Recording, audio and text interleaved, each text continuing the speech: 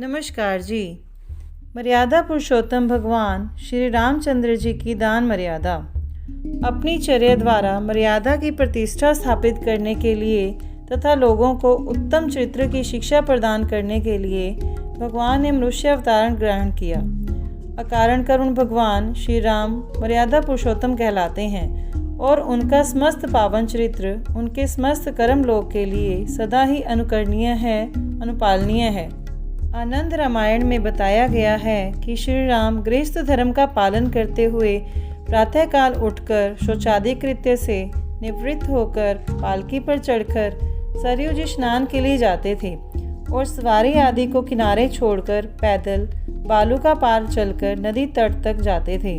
सरयू नदी को प्रणाम करके नित्य कर्म करते और ब्राह्मणों को गौ, भूमि, धान्य तथा सुवर्ण आदि का दान देकर पवित्र सरयू और ब्राह्मणों की सादर पूजा करते थे।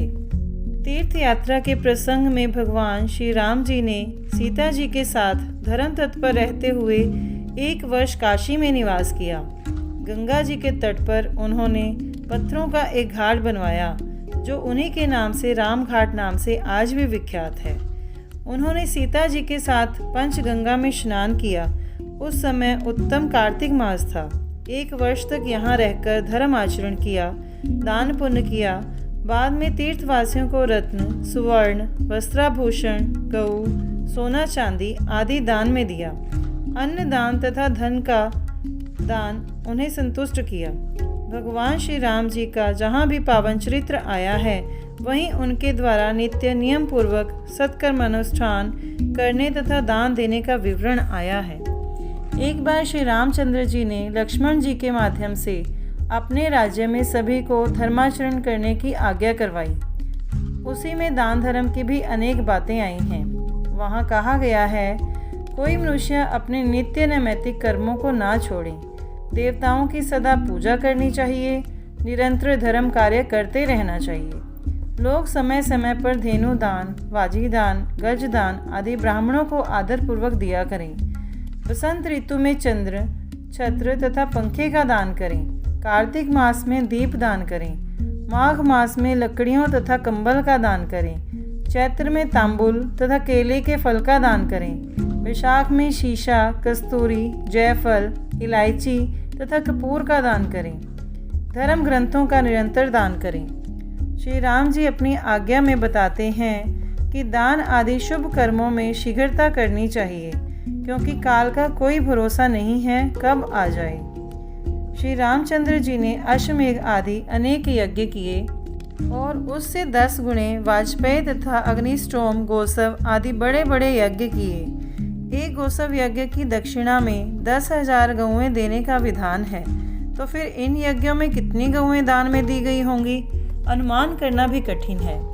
श्री रामचरितमानस में कहा गया है कि प्रभु ने करोड़ों अश्वमेघ यज्ञ किए और द्विजों को अनेक प्रकार के दान दिए। अपने राज्याभिषेक के अवसर पर भी श्री रामचंद्र जी ने ब्राह्मणों को 1 लाख घोड़े, उतनी ही संख्या में दुधार गौएं तथा 100 सांड दान में दिए थे। गोस्वामी तुलसीदास जी भगवान श्री रामचंद्र जी की दानशीलता, उदारता और कृपालुता आदि गुणों के विषय में कहते हैं कि हे श्री राम, सच्चे दानियों में शिरोमणि एक आप ही हैं। जिस किसी ने आपसे कुछ मांगा फिर उसे मांगने के लिए बहुत नाच नहीं नाचने पड़े, अर्थात वह काम पूर्ण हो गया। एक दूसरे प्रसंग में वे कहते हैं कि यदि मांगना है तो केवल राम जी से ही मांगो। वे जिस याचक को अपनाते हैं उसके दोष, दुख और दरिद्रता को क्षीण कर देते हैं। ऐसे श्री रामचंद्र जी को छोड़कर और किसी के आगे हाथ फैलाया जाए। भगवान श्री राम जी का वनगमन परिजनों के लिए विषाद का विषय था, पर स्वयं श्री राम जी के लिए विनोद का। उन्होंने उत्साहपूर्वक अकूत, अन्न, धन, रत्न आदि तथा बहुत सी गौएं दान कर वन यात्रा आरंभ की।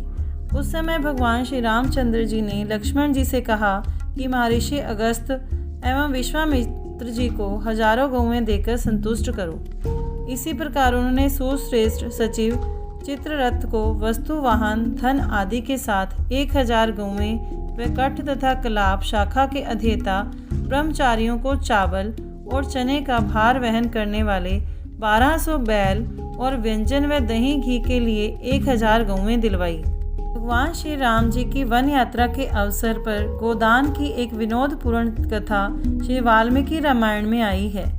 श्री राम वन जाने को तैयार थे। उस बात से अनभिज्ञ त्रिजट नामक एक दीन दुर्बल ब्राह्मण को पत्नी ने प्रेरित किया कि नाथ, आप श्री रामचंद्र जी का दर्शन करें तो अवश्य कुछ पा जाएंगे, वे बड़े धर्मज्ञ हैं। त्रिजट ने भगवान श्री रामचंद्र जी के पास पहुंचकर कहा, मैं निर्धन हूँ, मेरी बहुत सी संतानें हैं, आप मुझ पर कृपा करें।